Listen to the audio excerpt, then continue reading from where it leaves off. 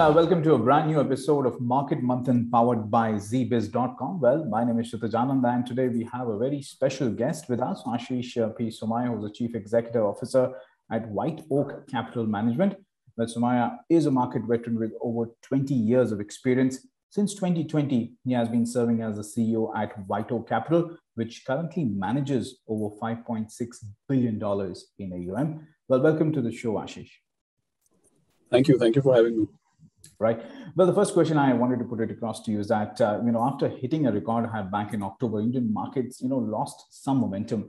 But as we close the year 2021, most global investment banks have actually raised concerns about valuations. What are your views on that? I think, if you really see the fundamental underpinnings of what we are seeing in the Indian markets, maybe in the last, say, 12 to 18 months, I think fundamental underpinnings are pretty solid. But goes without saying that we are part of, one big interconnected and globalized kind of market. Right. And any kind of headwinds, whether it may be related to Omicron, whether it may be related to impending US actions, or, even the news flow out of, say, China, for instance. So all of these things impact, global emerging markets as a block. See, whatever opportunity we get to interact with global investors, we do believe that India is being singled out for some special treatment and is likely to be viewed favorably in times to come.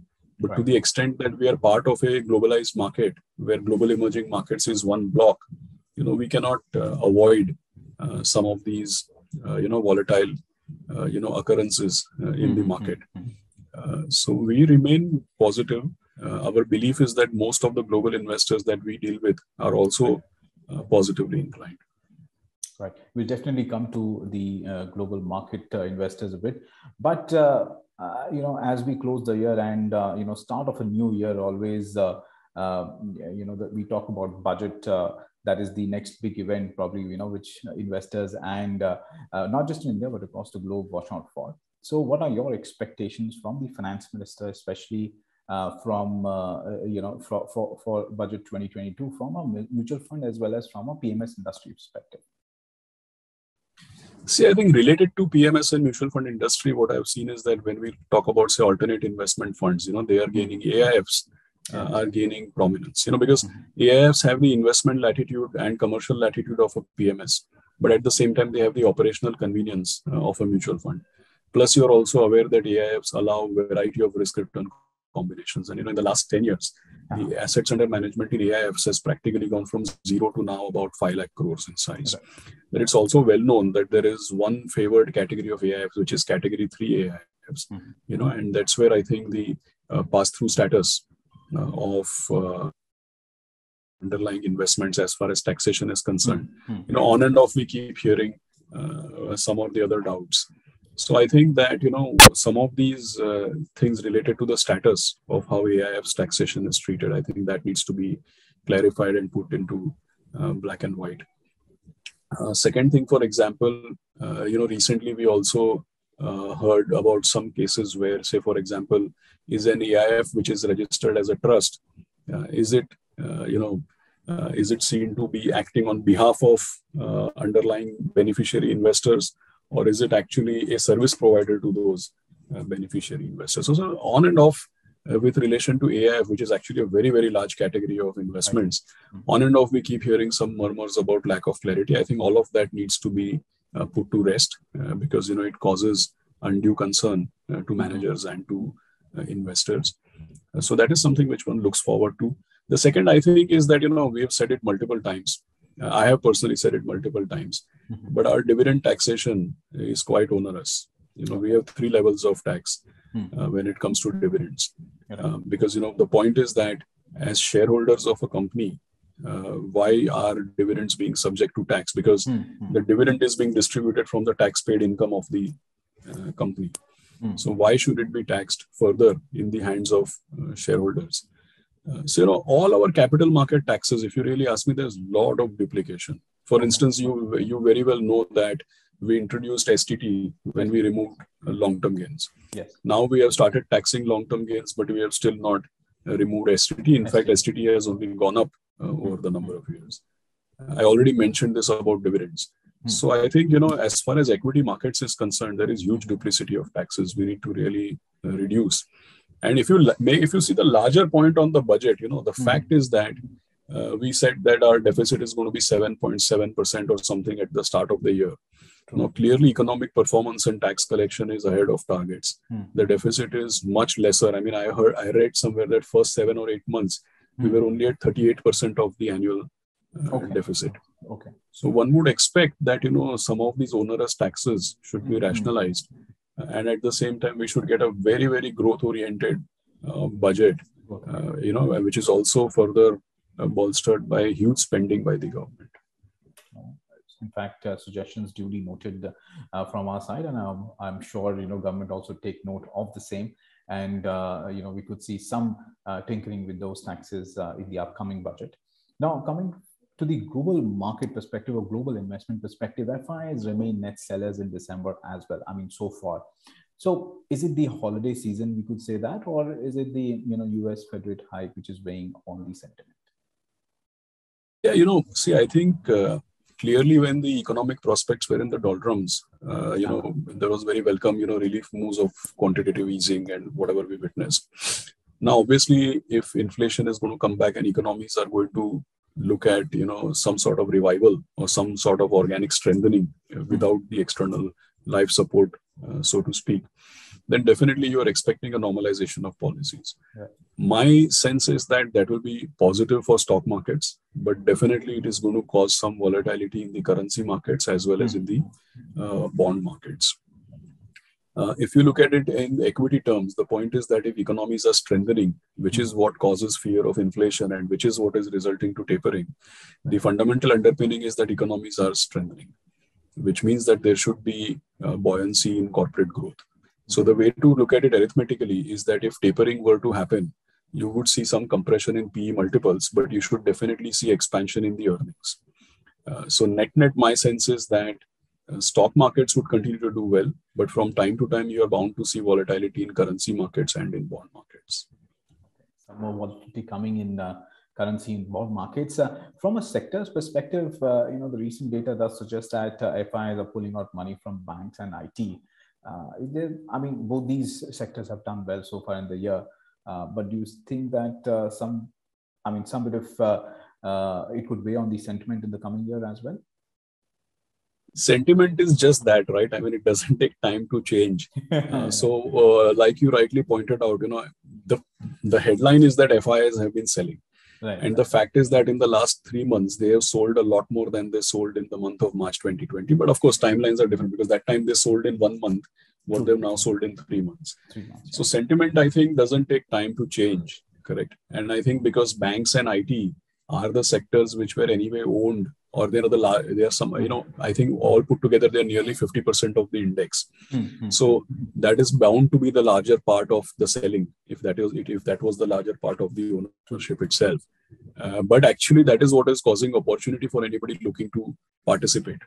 Okay. It also means that, if some of the flows were to reverse, and I'm quite sure that they will eventually reverse, I don't think any FI or any of our foreign investors, first of all, 2 nuances. One, I don't think anybody started selling because there's something wrong with India. Mm-hmm. Clearly, if they are disturbed with China and they sell Asian markets or BRICS or emerging markets, you automatically see selling in India. Right. Second is we do have a bit of a vantage point because of our interactions. And we've seen that as a single country India manager, we have actually witnessed positive flows. Okay. So we are not seeing negative flows from our global investors.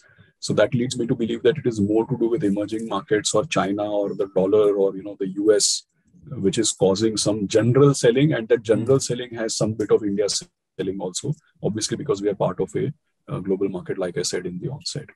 So I think that can change pretty quickly. And as far as we are concerned as domestic investors, we should see this as an opportunity to participate because, like I said, the fundamentals are quite strong. Right.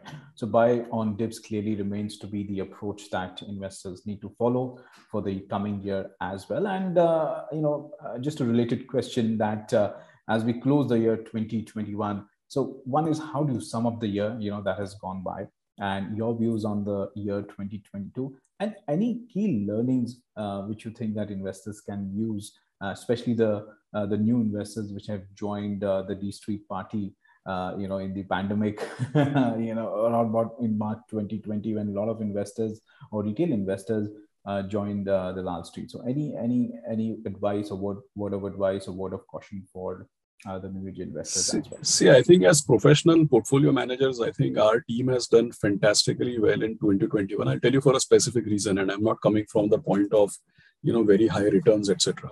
The point is simple, that last year, our team did very well in last year, 2020, because when the market fell, we fell lesser than the market. And when the market recovered, we actually came back to par value much ahead of the broad market. Right. But leave aside 2020, I think 2021 was even more challenging, because what happens is what you did in 2020 to deliver outperformance, was very different, because in 2021, there was massive rotation in the market.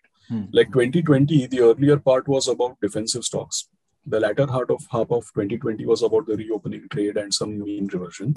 Right. But 2021 has been about, metals and industrials and PSUs and, the value unlocking kind of trade. And this year also, we have significantly outperformed the market. So from a portfolio management standpoint, 2021 has seen a massive rotation in the market, and maintaining outperformance. I think maintaining outperformance in 2021 has been a significant achievement, for anybody who's measuring professional portfolio managers. So learning has been actually that, when you have very, very high style bias, for example, if you have very high style bias, what happens is that style enables you to deliver significant outperformance at points in time. But when the market rotates, styles go in and out of favor. When the market rotates, that outperformance turns into underperformance. So actually having a balanced portfolio construction, actually having a diversified portfolio, which does not relegate itself to operating in very narrow cracks and crevices of the market, or having a broad portfolio which is well balanced and takes care of multiple macro scenarios. I think that's worked out very, very well. And in terms of specific learnings which I'd like to share with investors, I think 2021 is yet another year, where it is proven that trying to predict macros and trying to time the market just doesn't work. Because, by the time 2020 end came, see, if you recall, end of 2020, Nifty had recovered 12,500. And we were actually, if you see the mutual fund industry, it was facing huge outflows because people started recovering the capital value. So they wanted to bolt for the door. But what has 2021 done? From that level, we are another 30% up. So the biggest learning is that, not to get too colored by past experiences and not to time the market based on macros, stay invested. I think that is the big learning. And I think I personally feel that people will be surprised in the next couple of years. They are going to make even more returns. That's my sense. But staying put is going to matter. Right. Golden words coming from Aashish, that stay put. Don't try to time the market, because anyways, that will not help. But yes, wait patiently and you'll reap the benefits of staying invested. So that's for sure. Again, 2021 has emerged as a year where there was a lot of activity on the primary market front. In fact, the new age tech-based IPO companies, face a lot of criticism, especially from a valuation perspective. Most of them have been pitched as high growth companies, and probably the next set of multi-baggers could actually come from them. I think the time will tell how the business goes. But what are your thoughts on companies, especially the ones who might have not been making profit, but still managed to get good or managed to raise good amount of money from the primary market? See, I think my simple message out here is to be open-minded because we meet 2-3 things. See, the most common thing which we hear nowadays is that so many of these companies are getting listed, and there is a rush of IPOs. And a lot of people have equated in their mind that IPO is equal to a bubble kind of, thought process. A lot of people I meet are even equating this with 98, 99, and that this thing happened at that time also. So 2-3 things to keep in mind. First is that in 98, 99, some of the companies which actually didn't do well, they collected money and then, disappeared and people lost money. One thing to keep in mind, most of them or a lot of them were actually B2B companies. Whereas today, what we are witnessing, we all are actually customers of these companies, and we can see clearly the impact that they are creating in the in our world, whether it comes to digital adaptation, capital market adaptation, all of those things, correct? So second thing is that loss making seems to be an objection. But, the point is that I think a lot of these companies, see, one of the reasons for losses could be sheer accounting. See, when somebody sets up a steel plant or a cement plant, they put thousands of crores and then depreciate it over 15 years. That logic doesn't apply to the new age companies, because, if they're the only real estate they have is that they are present on your and my mobile phone as an app, right? And they have also invested a lot of money over the years.